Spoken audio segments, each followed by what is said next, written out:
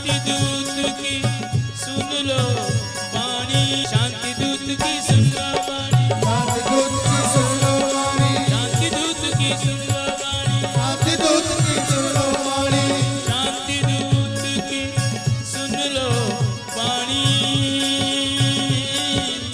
रहेगा नहीं किसी नैन में पानी।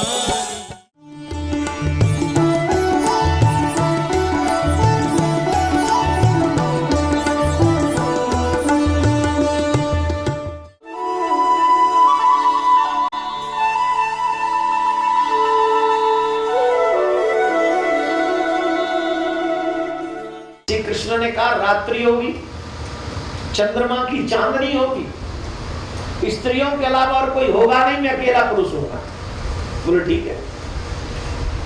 कृष्ण ने बंसी बजाई और जैसे ही कान्हा ने बांसुरी बजाई, जो गोपी जो काम कर रही वो काम करती हुई छोड़ के भागी। अभी अभी जब मैं पूछता हूं ना कि कौन कौन गोपी बनेगा, झट से सब हाथ उठा देते हैं, और जब काम छोड़ने की बारी आती है झट सब पीछे रह जाते हैं। ये गोपी ये नहीं है। गोपी उसे कहते हैं जो दुनिया की परवाह नहीं करती। गोपी सिर्फ कृष्ण प्रेम की परवाह करती है, सिर्फ कृष्ण प्रेम की।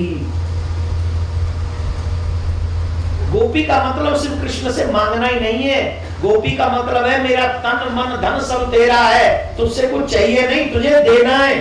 और गोपियों ने कृष्ण से कभी कुछ मांगा नहीं। बोली क्या मांगा? जवाब दीजिए, एक चीज बता दीजिए गोपियों ने मांगा कृष्ण से। है? भक्ति भी नहीं मांगी। वो तो भक्ति तो प्राप्त थी स्वयं।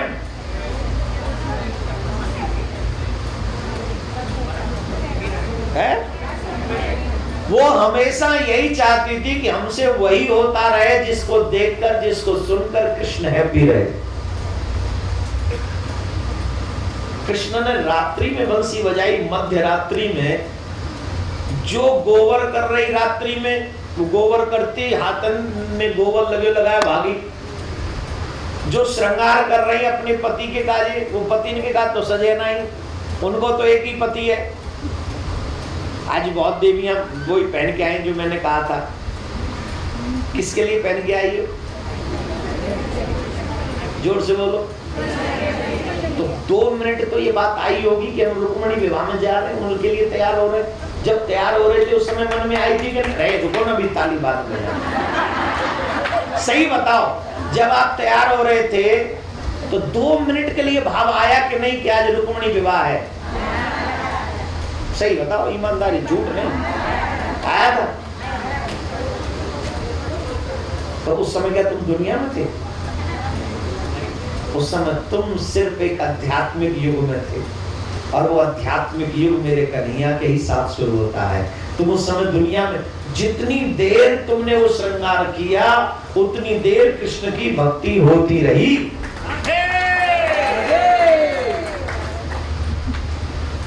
और जब पति के लिए सजते हो तो वो माया हो जाती है, तो जब कृष्ण के लिए सजते हो तो वो भक्ति हो जाती है। ईश्वर में और जीव में अंतर है ना। तो गोपियां श्रृंगार कर रही हैं कृष्ण के लिए, लेकिन जब श्रृंगार कर रही हैं तो उनके मन में भाव आ रहा है। तो उसी समय बंसी बज गई, और जैसे ही बंसी बजी तो सबको क्या लग रहा है? कृष्ण में बुला रहे हैं। क्या श्रृंगार है! लाली लग गई आंखों में और काजल लग गया होठों पे। तुम संसारिक किसी अपने प्रेमी के पास जाओ, आजकल की भाषा में बॉयफ्रेंड के पास जाओ, जो कि संसारिक हो और लाली लगी हो आंखों पे और काजल लगा हो। वैसे आजकल ये फैशन है। मैंने कई देवियों को देखा है, उनके यहाँ की जो कॉर्नर है ना,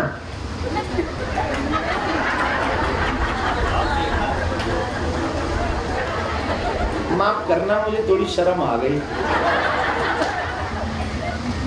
उनका अधरम मधुरम, अधरम ब्लैकम,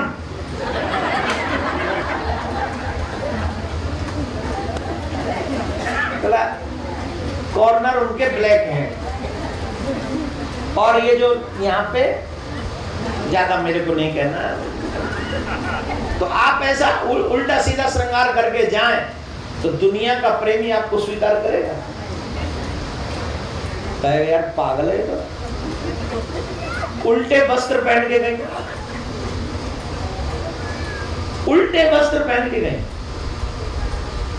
और भाग गई कृष्ण से मिलने। क्या क्या छोड़ा? पति को भोजन करता हुआ छोड़ गई, कई अपने बच्चों को दूध पिलाते हुए छोड़ के भाग गई, कोई अपने सास ससुर की सेवा से च्युत हो गई, भाग गई। कहने का अभिप्राय है गोपियों ने कृष्ण से मिलने के लिए हर उस वस्तु को छोड़ा जिस वस्तु के पीछे हम कृष्ण को छोड़े बैठे। वो गोपी है। कृष्ण के लिए उन्होंने वो सब छोड़ दिए जिनके लिए हम सब कुछ छोड़ के बैठे हुए, कृष्ण को ही छोड़ के बैठे हुए। और गोपियां दौड़ पड़ी और जैसे ही कृष्ण के पास पहुंची तो मेरे कन्हैया कहते हैं स्वागतम्बो महाभागा प्रियम एव करवाणि वह ब्रजस्यानामयम कच्चित ब्रूता गमन कारणम। हे ब्रज की गोपियों, तुम्हारा स्वागत है, कहो तुम कैसे पधारी हो? रात्रि में घर छोड़ना स्त्री के लिए ठीक नहीं। गोपी कहने लगी वारे कन्हैया वारे ढीठ कन्हैया वाह, पहले बंसी बजा के बुलावे और फिर कहे कि आई क्यों?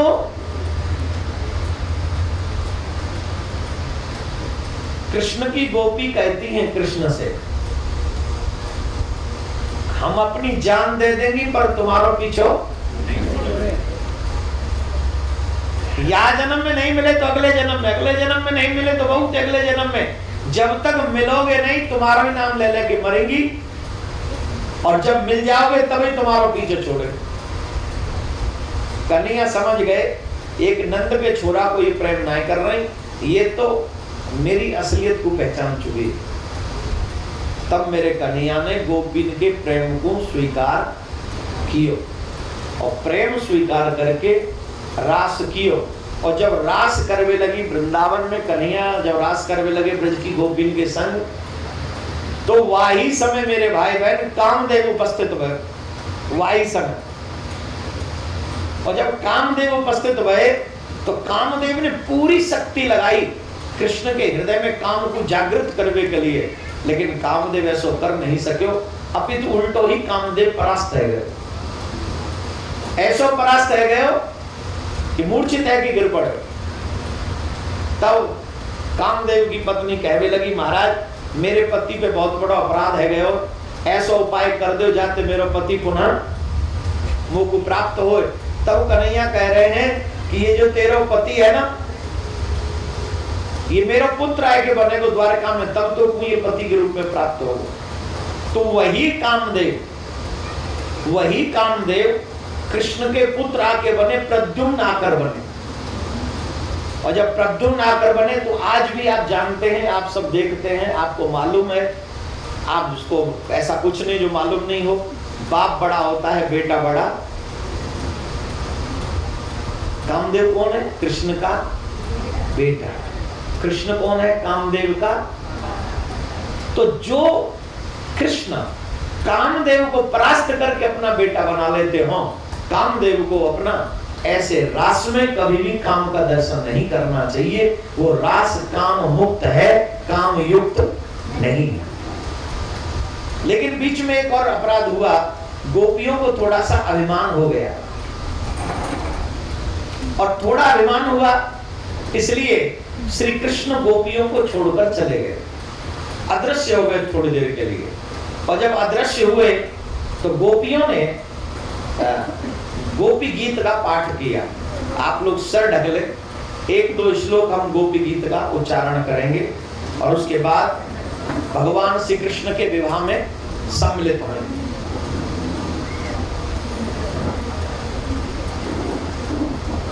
सर ढक ले और गोपी भाव मन में रखें।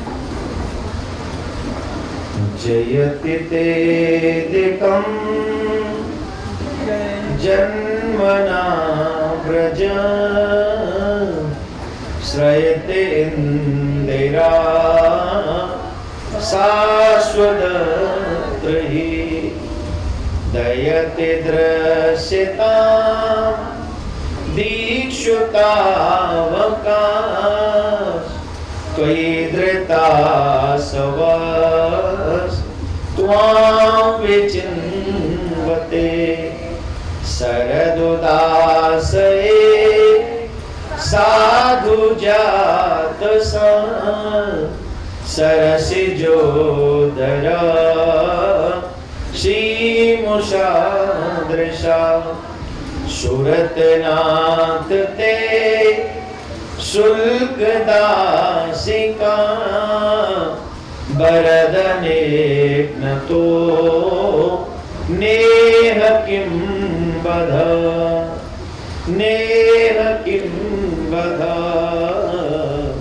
नेह किं बध। जब श्री कृष्ण गोपियों को छोड़ के जाते हैं तो गोपियां कहती हैं हे कृष्ण तुम्हारी जय हो। देखो कितना बड़ा हृदय है गोपियों का। गोपी कह रहे उनको जो छोड़ के जा चुके। ये प्रेम संसारिक प्रेम नहीं, अलौकिक प्रेम है। ये लौकिक प्रेम नहीं।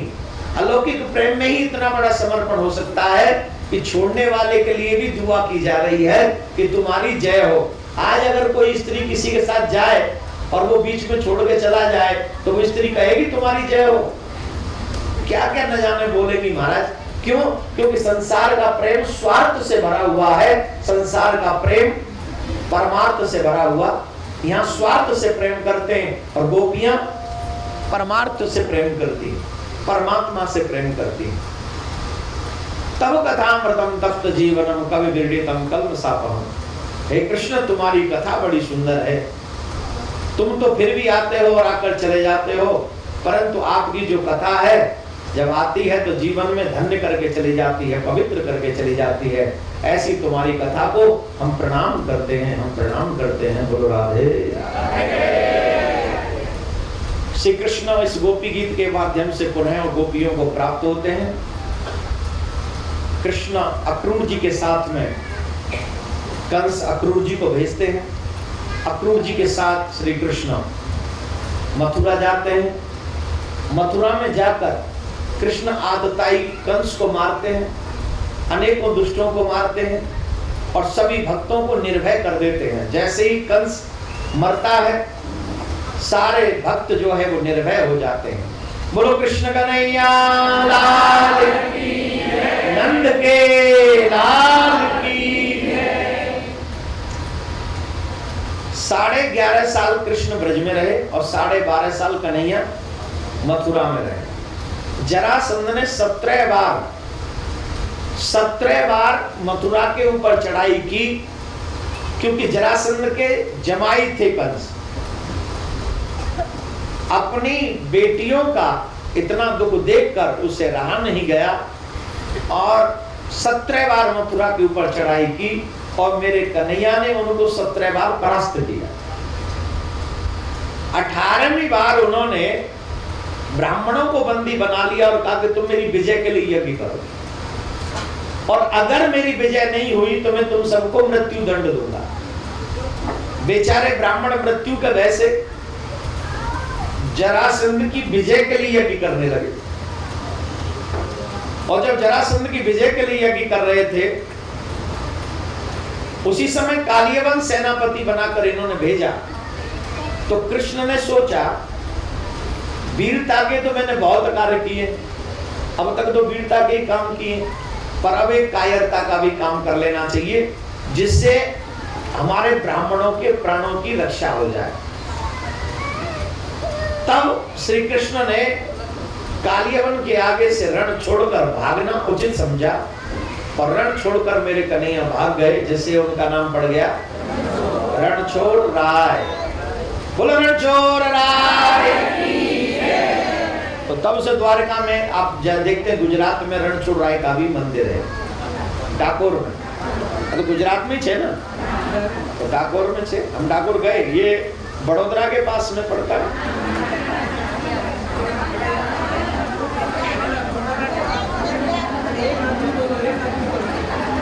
अब देखो मैंने सबसे सलाह तो नहीं मांगी, लेकिन मुझे याद है मैं रणछोड़ राय का दर्शन करने गया था तो बड़ोदरा से गया था। है? हाँ तो ठीक छे ना। हाँ तो फिर तो वहां है। अब कन्हैया द्वारका में जाके बस गए, अब बन गए तुम्हारे द्वारका। भाग के तो गए मथुरा से। भागने से पहले जो मैंने आपको कल बताया था कि कन्हैया ने सभी मथुरा वासियों को सोते सोते द्वारका पहुंचा दिया। वही सब गुजरात में गुजराती हो गए जाके, वही है सब ब्रजवासी है। अब कन्हैया के पास में एक पत्र आता है रुक्मिणी जी का। कुंडनपुर नरेश भीष्मक की बेटी है रुक्मिणी, और रुक्मिणी ने जब कृष्ण का सुंदर छवि देखी तो सुंदर छवि देखने के बाद रुक्मिणी का मन हुआ कि अगर मेरे पति हो तो श्री कृष्ण हो। लेकिन रुक्मिणी का भाई है रुक्मी, वो नहीं चाहता कि रुक्मिणी का विवाह कन्हैया से हो। रुक्मी देखिए भाई, बुरे व्यक्तियों के मित्र बुरे ही होते और अच्छे लोगों के मित्र आपके कैसे मित्र? हाँ तभी सब आ गए ना आपके कहने से, मालूम कितने अच्छे होंगे। तुम उनके कहने से बुरी जगह पर चले जाते हो, ये तुम्हारी सोच के लिए, तुम्हारे जाने के लिए बेकार है। मित्र उन्हीं को बनाओ जो तुम्हारे कहने से अच्छी जगह जा सके, तुम्हें अच्छी जगह ले जा सके। ऐसे लोगों को कभी मित्र मत बनाना जो तुम्हारे को बुरी जगह ले जाए, क्योंकि बुरी जगह उनके साथ जाना भी पाप है, अभिशाप है। बुरी जगह जाएंगे, बुरे अवगुण आ जाएंगे, बुराइयां आ जाएंगी, बुराई आ गई तो हो गए गोविंदा नमो नमः, बोलो राधे राधे। जोर से बोलना पड़ेगा और जोर से बोल। तो रुक्मी के मित्र हैं शिशुपाल, वो चाहता है कि मेरी बहन का विवाह शिशुपाल से हो जाए। तो शिशुपाल को लेटर लिख दिया, भाई साहब आप दूल्हा बन के आ जाओ। उधर रुक्मिणी ने भी एक पत्र लिख दिया कन्हैया के लिए कि कहीं ऐसा न हो कि हंस के भाग को कोई बगुला ले जाए। मैं आपके चरणों की मनक्रम वचन से दासी हूं, मैं दिल से चाहती हूं कि आप मुझे स्वीकार करें। और भगवान ने जब ये पत्र पढ़ा, लोग कहते हैं कृष्ण रुक्मिणी जी का हरण कर ले गए। हरण तो उसका किया जाता है जिसे कभी पहले देखा हो या जिससे कभी दिल लग गया हो। कन्हैया ने तो रुक्मिणी को देखा ही नहीं था कि रुक्मिणी है कैसी। लेकिन धन्य मेरे प्यारे की लीला, वो जानते हैं कि इस समय एक देवी को मेरी से आवश्यकता है सहायता की, तो कृष्ण बिना देखे ही पहुंच गए और रुक्मिणी जी का हरण करने के लिए पहुंच गए। और वहां कुंडनपुर में जो देवी जी का पूजन करने जब रुक्मिणी गई तो वहां से रुक्मिणी जी का हरण करके ले आए। बोलो कृष्ण कन्हैया, कन्हैया लाल की, कन्हैया लाल की। तो आइए आप सब बैठे रहेंगे, हमारे मध्य में कृष्ण और रुक्मिणी पधारेंगे, आप उनका दर्शन करेंगे, सब उनके विवाह में सम्मिलित होंगे। कोई भी अपने स्थान से हिले नहीं, विवाह में सब शामिल होंगे कन्हैया के में, और सभी बैठे रहे अपने अपने स्थान पर। बोलो राधे राधे, जोर से बोलेंगे राधे। सखी द्वारे लगी है बारात, सजने को स्वागत करो। सखी द्वारे लगी है बारात, सजने को स्वागत करो बेना, स्वागत करो, स्वागत करो बेना, स्वागत करो। सखी द्वारे लगी है बारात, सजने को स्वागत करो। सखी द्वारे लगी है बारात, सजने को स्वागत करो। सखी द्वारे लगी है बारात, सजने को स्वागत करो। सखी द्वारे लगी है बारात, सजने को स्वागत करो। जय हो बंसी वारे। कृष्ण चंद्र भगवान की जय, रुक्मिणी जी महारानी की जय। बोलो कृष्ण चंद्र भगवान की जय। बोलो द्वारकाधीश की जय।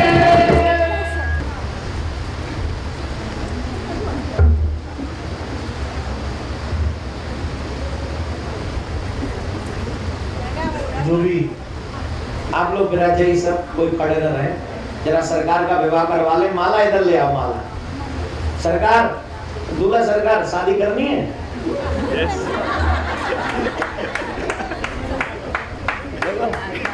कितने प्यार से तैयार है सरकार।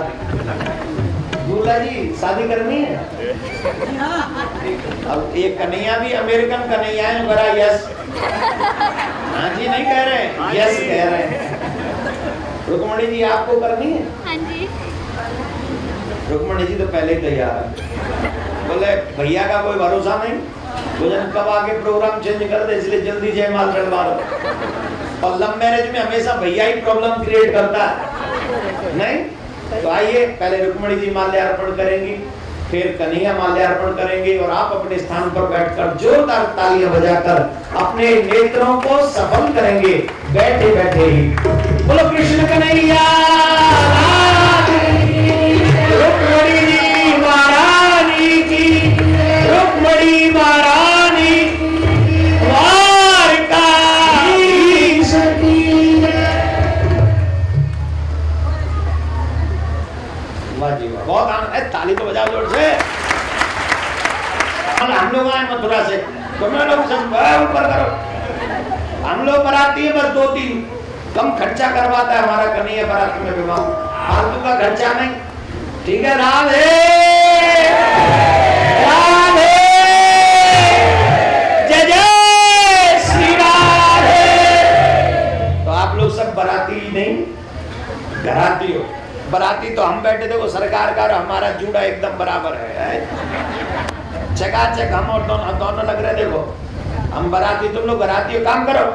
आओ मेरी सखियों मुझे मेहंदी लगा दो, आओ मेरी सखियों मुझे मेहंदी लगा दो, मुझे श्याम सुंदर की दुल्हन बना दो, मुझे श्याम सुंदर की दुल्हन बना दो। ताली बजाकर बोलते रहिए, मुझे श्याम सुंदर की दुल्हन बना दो, मुझे श्याम सुंदर की दुल्हन बना दो। ओ आओ मेरी सखियों मुझे मेहंदी लगा दो, आओ मेरी सखियों मुझे मेहंदी लगा दो, मुझे श्याम सुंदर की दुल्हन बना दो, मुझे श्याम सुंदर की दुल्हन बना दो, प्यारे श्याम सुंदर की दुल्हन बना दो, प्यारे श्याम सुंदर की। ताली बजा के सभी नृत्य करेंगे, हरि बोल।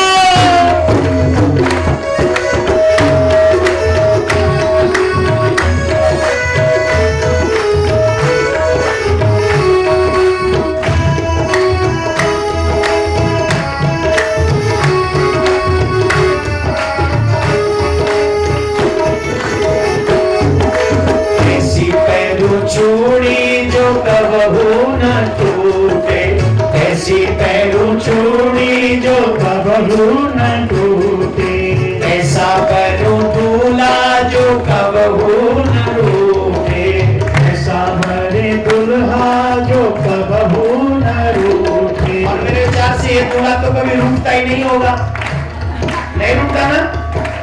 ऐसा पैरू दूल्हा जो कबहू न टूटे, ऐसा भरे दुल्हा जो कबहू न रूठे। ऐसे अमेरिकन दूल्हों को रूठने का कोई ऑप्शन नहीं है, रूठने का।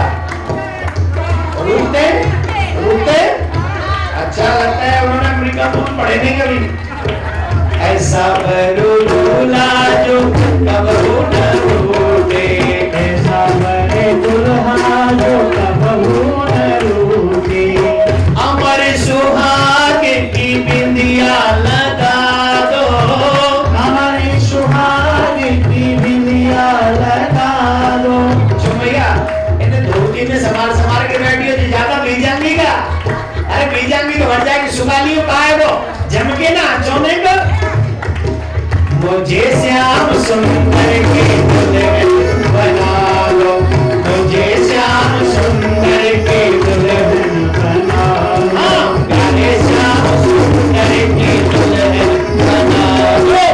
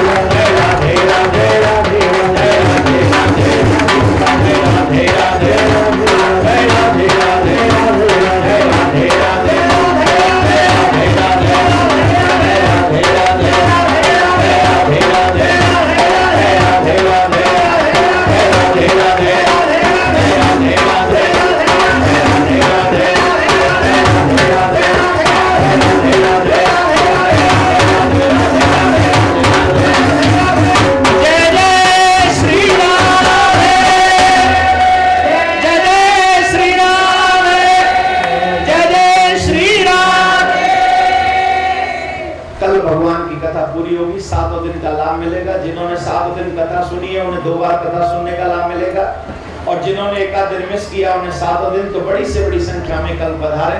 और आज जो रुक्मिणी विवाह में पधारे, भगवान आप सबकी मनोकामना पूरी करे, आप सबका मनोरथ करे, पूर्ण करे।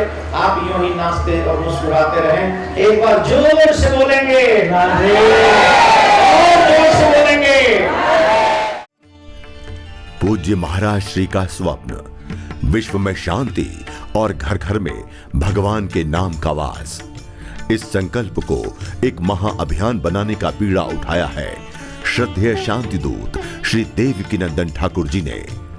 भौतिकता के दौर में भटक रही युवा पीढ़ी को भी अपने महाअभियान में जोड़कर उनको भी भगवत भक्ति के रस से सराबोर करने का दृढ़ निश्चय किया है महाराज श्री ने। साथ ही विश्व शांति सेवा चैरिटेबल ट्रस्ट महाराज श्री की अध्यक्षता में अंतर्राष्ट्रीय स्तर पर भगवत भक्ति के प्रचार के साथ मानवता की सेवा के लिए भी प्रतिबद्ध है। जरूरतमंदों की सहायता और विषम परिस्थितियों में महाराज श्री ने सदैव सबके लिए अपना हाथ बढ़ाया है। आप भी श्रद्धेय शांति दूत श्री देवकीनंदन ठाकुर जी के महाअभियान में अपना पुनीत सहयोग प्रदान कर सकते हैं।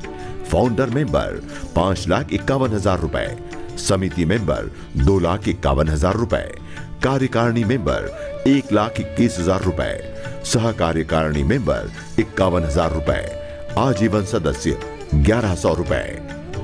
आप अपना सहयोग विश्व शांति सेवा चैरिटेबल ट्रस्ट के भारतीय स्टेट बैंक मथुरा शाखा के खाता संख्या 308809444453 में जमा कर सकते हैं। मासिक पत्रिका शांति संदेश एवं महाराज श्री द्वारा गाए हुए सुंदर सुंदर भजनों की सीडी व श्रीमद् भागवत कथा एवं श्री राम कथा के डीवीडी सेट प्राप्त करने के लिए संपर्क करें। ज्योति music company, Shanti Seva Dham, Chhatikara, Vrindavan road, Vrindavan, Mathura, Uttar Pradesh. Phone number 0735 111 221, 0735 111 331। Delhi कार्यालय C5/90, first floor, sector 6, Rohini, Nai Delhi 110085। Phone number 011 47564 mobile 9212210143। Website www.vssct.com, www.shantisevadham.in, email info@vssct.com, Twitter dn/ठाकुर/g, फेसबुक देवकीनंदन ठाकुर जी VSSCT।